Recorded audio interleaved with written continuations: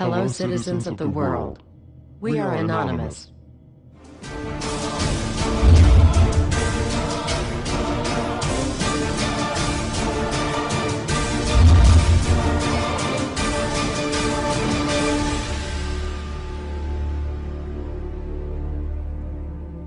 Dear brothers and sisters, now is the time to open your eyes. In a stunning move that has civil libertarians stuttering with disbelief, the U.S. Senate has just passed a bill that effectively ends the Bill of Rights in America.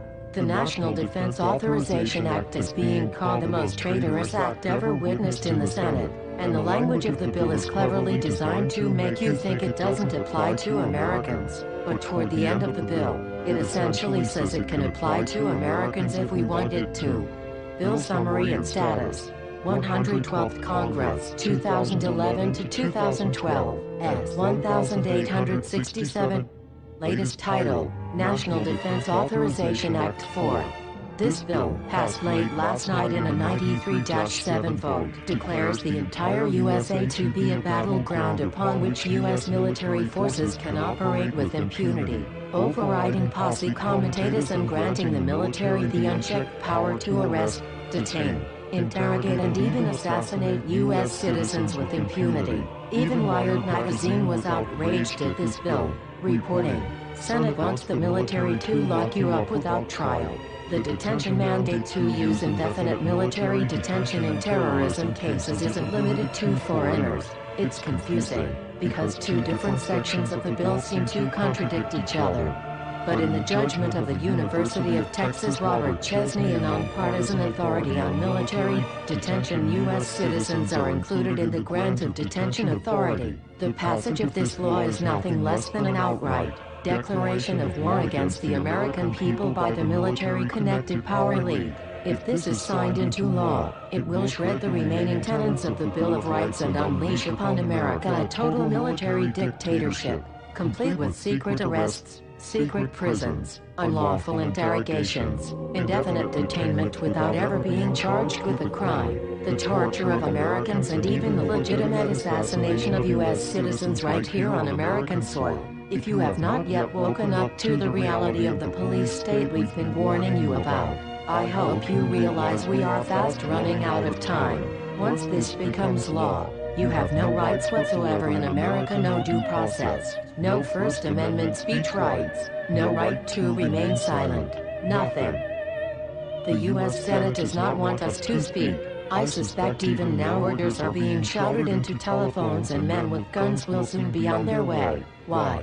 Because while the truncheon may be used in lieu of conversation, words will always retain their power. Words offer the means to meaning and for those who will listen, the enunciation of truth.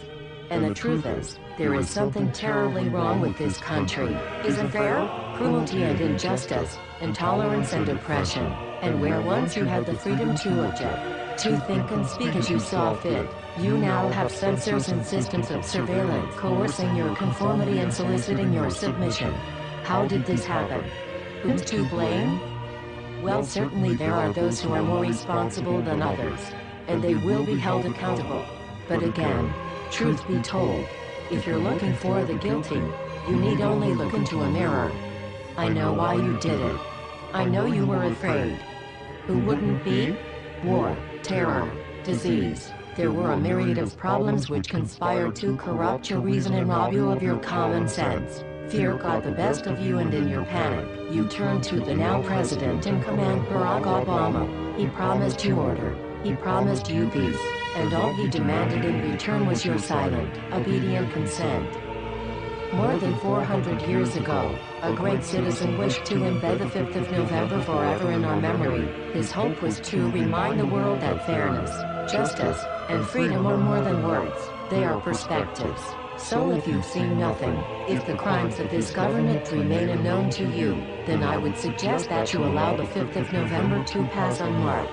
But if you see what I see, if you feel as I feel, and if you would seek as I seek, then I ask you to stand beside one another, 1 year from November 5th, 2011, outside the gates of every courthouse of every city demanding our rights.